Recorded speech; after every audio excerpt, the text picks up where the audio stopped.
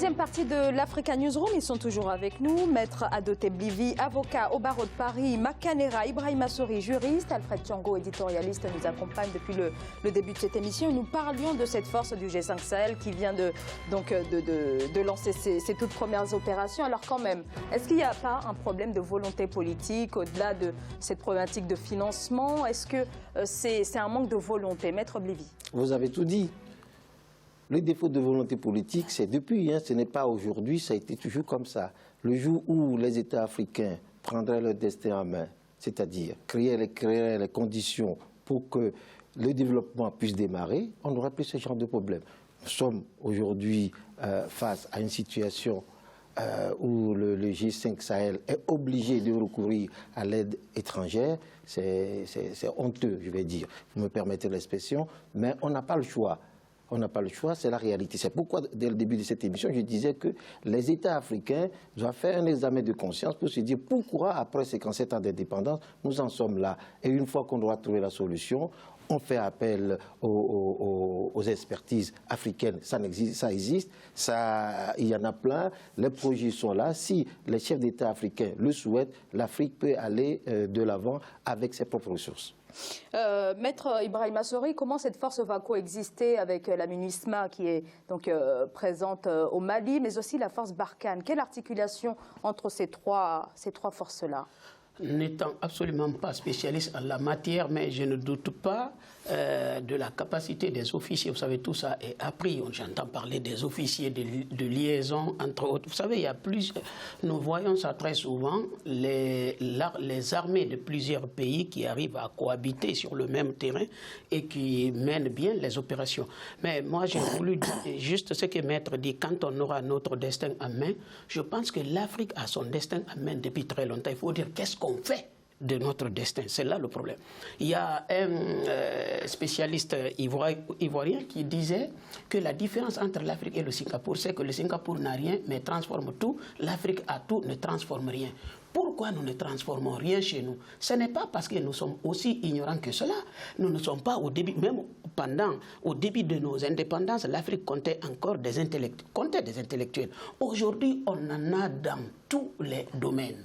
Mais est-ce que jusqu'à présent nous n'avons pas compris, l'Afrique n'a pas compris qu'il faut commencer la transformation? Même les premières phases chez nous, nous le savons très bien, tout le monde le sait. Mais le problème vient de la faiblesse de nos institutions. Si un dirigeant, n'importe quelle personne, a le choix face au bien public d'investir dans son pays ou de mettre dans son propre compte, s'il a le choix, il met à son compte, c'est ce que nous subissons, parce que nos institutions sont faibles. C'est aussi simple que ça. Nous avons notre destin en main, seulement nos dirigeants qui nous mettent dans cette situation. Je pense que vivement quand même la fin d'une certaine génération de dirigeants africains pour que nous puissions... Et je terminerai par vous dire, il y a de cela quelques mois, j'étais sur cette plateau, on disait que 2500 entreprises au Nigeria ne payaient pas d'impôts. J'ai dit non, ces entreprises payent l'impôt, seulement ça va dans la caisse de certaines personnes. L'exemple type se passe dans mon pays. Un simple, j'ai même des images, j'ai pris des images,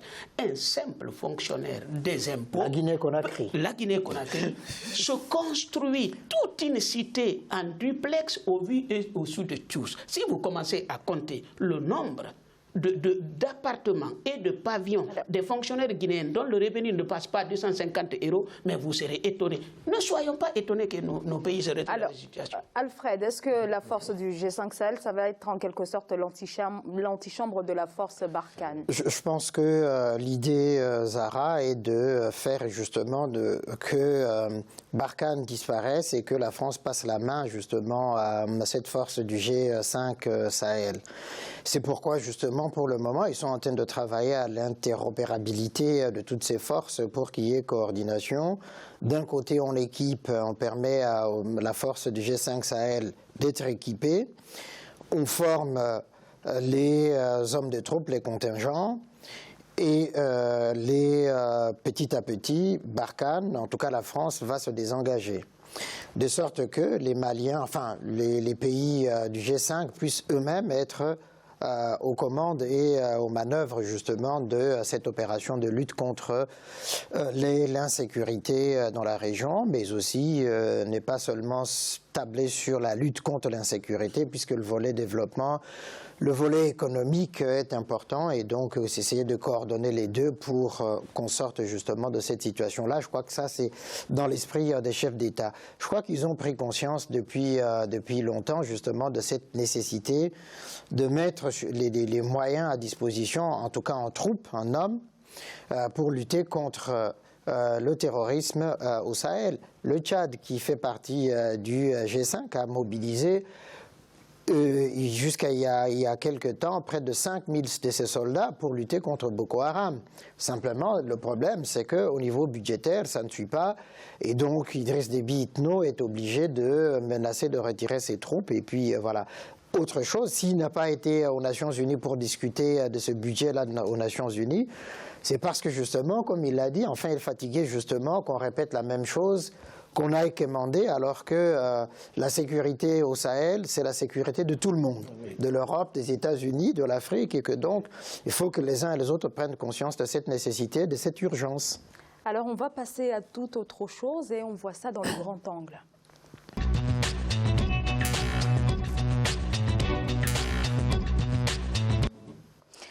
La libre circulation des biens et des personnes enfin actées en zone CEMAC. C'est en 2013 que l'accord a été entériné, sa présente mise en application, mais donc un terme à des négociations entamées il y a de cela plus de 15 ans. Et pour accompagner l'effectivité de cette libre circulation, près de 2 milliards de francs CFA viennent d'être mobilisés. Les précisions dans ce sujet de Deogracias Podo. Les chefs d'État et de gouvernement de la Communauté économique et monétaire de l'Afrique centrale ont autorisé la BDEAC, Banque de développement des États d'Afrique centrale, à prélever sur les ressources du Fonds de développement de la communauté un montant de 1,7 milliard de francs CFA pour améliorer la sécurisation des frontières de la CEMAC au bénéfice des populations. Réunis mardi 31 octobre 2017 à N'Djamena au Tchad, ils ont manifesté leur satisfecit suite aux avancées enregistrées dans le domaine de la libre circulation des personnes et des biens en zone CEMAC. Nous ne pourrons pas revigorer notre institution sans cet effort de sursaut, de cette audace du changement. C'est à ce prix seulement que la CEMAC pourra également changer le cours de son destin et prendre sa vraie place dans la configuration des grands regroupements régionaux du continent. Composé de 6 pays, notamment le Cameroun, la République centrafricaine, la République du Congo, le Gabon, la Guinée équatoriale et le Tchad, la Communauté économique et monétaire de l'Afrique centrale est un espace riche de plus de 30 millions de consommateurs. Selon ses dernières projections macroéconomiques, la Banque centrale estime que le taux de croissance de 0,2% en 2016 serait dans l'ordre de 0,8% en 2017. On ne peut pas parler d'intégration sans l'économie. Ce sera un peu difficile, en tout cas, parce que ces pays-là ont compté beaucoup plus sur le pétrole et le bois. Ce n'est pas en fait des économies qui ont été diversifiées. Et donc, je crois que ces pays gagneraient à diversifier leur économie pour tendre vers l'équilibre que connaît un peu les pays de la CEDEAO. Depuis plusieurs années, des voix se sont élevées pour réclamer la mise en œuvre effective d'une libre circulation des personnes et des biens en Afrique centrale. Dans les années 2000, à la création de la communauté, l'idée d'un passeport CEMAC avait été avancée. Aujourd'hui, les États ont décidé de l'ouverture de leurs frontières et de supprimer les visas pour tous les ressortissants de la CEMAC, conformément à l'accord conclu en 2013 sur la libre circulation. Maître Oblivi, c'est 1,7 milliard de francs CFA mobilisés. Est-ce que cela va permettre de lancer véritablement cette libre circulation attendue depuis extrêmement longtemps déjà? Oui, enfin on va dire. Enfin c'est arrivé, parce que depuis 1972 aussi, mes souvenirs sont exacts, l'ancien UDEAC avait déjà acté ce dispositif, mais ça n'a pas été suivi des faits. Aujourd'hui, c'est une bonne chose. Les populations vont pouvoir, parce qu'on ne comprend pas, nous sommes en Afrique quand même, qu'au sein d'une même région, nous ne pouvons pas facilement nous déplacer. C'est un véritable problème. Donc, les fonds qui sont débloqués, le 1,5 milliard de francs CFA débloqués, certainement, cette fois-ci, du moins, ça va permettre la libre circulation des personnes Et l'Afrique ne peut que s'en réjouir. J'espère qu'il en sera de même ailleurs. En Afrique occidentale, c'est déjà le cas par la CEDEAO, par le biais de la CEDEAO. C'est depuis très longtemps, il y a cette liberté de circulation. Et je pense qu'avec le nouveau dispositif qui vient d'être pris par les pays de la CEMAC, les populations ne peuvent qu'en tirer profit. Makanera Ibrahima Sori. Il faut s'en réjouir, mais avec méfiance. Il faut être réaliste. L'Afrique a, si ma mémoire est bonne, 11 organisations sous-régionales, hors OADA, mais dont le bilan vraiment est presque minime. La création des organisations sous-régionales, des fois qui se superposent, on en connaît tellement. Je sais qu'il y en a 11 hors OADA. Qu'est-ce que ça a donné? On ne voit absolument rien d'extraordinaire. D'ailleurs, ce qui concerne la CEMAC, qui était avant Union douanière et économique, puis ensuite Communauté économique des États d'Afrique centrale, on ne peut pas comprendre pourquoi cette libre circulation a pris du temps, de telle sorte que ce sont des pays limitrophes, en plus qui partagent la même monnaie, le franc CFA. Tous les éléments pouvant accélérer, comment dirais-je, cette situation était là. Pourquoi ils ont attendu jusqu'à ce point? Ça, nous partageons en Afrique, les organisations sous-régionales, même l'Union africaine, se trouvent dans cette situation. Nous créons des institutions sans leur donner les moyens, même la volonté politique d'atteindre l'objectif que l'institution se fixe. Donc, c'est un petit pas, à mon sens, mais j'attends de voir ce que ça va donner, si son destin ne va pas rejoindre les autres organisations sous-régionales dont on a. Alfred Thiango. Non, mais c'est un peu le propre de l'Afrique centrale, d'être toujours en retard d'un train chaque fois qu'il y a des dispositions à prendre au niveau sous-régional. Il y a des réflexes, j'allais dire, de repli national dans chacun des États. C'est un peu le serpent de mer, ça a été RCMAC, le passeport CEMAC, c'est la même histoire hein, qui se perpétuait avec cette histoire de libre circulation, parce qu'il y a des résistances dans chacun de ces États-là, le Gabon, la Guinée équatoriale, et puis bien voilà. Et donc du coup, le Cameroun était sur cette position de la réciprocité. Vous voulez que il y ait libre circulation. Si les Camerounais peuvent venir chez vous librement, les vôtres peuvent venir chez nous aussi librement. Bref, qu'à cela ne tienne, on peut saluer justement cette avancée, mais espérer effectivement que ça se concrétise réellement. Parce qu'il ne suffit pas d'acter, de décréter, de décider la sortie d'1,7 milliard de francs CFA pour que, très concrètement, cette libre circulation de personnes et de biens. Ça signifie aussi les questions de sécurité qui se posent, la question d'harmonisation, qui ont empêché justement qu'il y ait véritablement l'intégration économique, monétaire, financière et puis de peuple en Afrique centrale. Alors que même ces populations, quand on les prend dans leur ensemble, sont transfrontalières. Ils habitent, participent de toute cette région-là.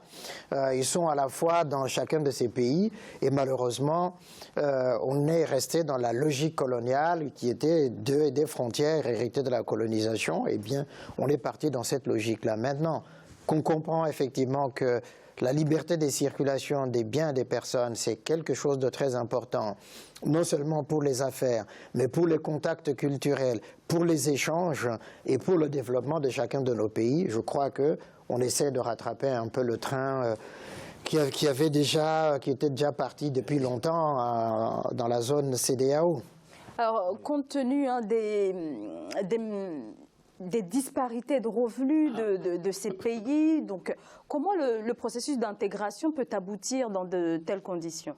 Maître Blivi. Oui, c'est cette disparité de revenus qui avait pendant longtemps bloqué le processus.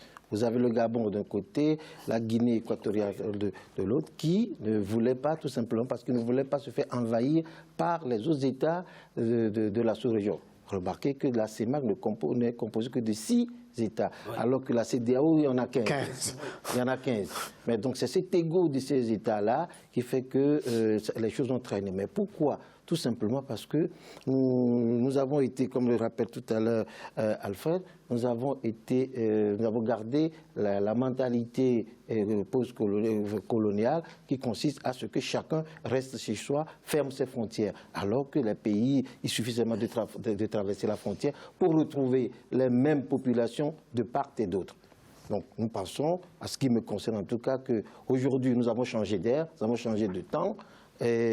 Déjà en débloquant ce fonds de 1,7 milliard de dollars, il y a une avancée par rapport au précédent.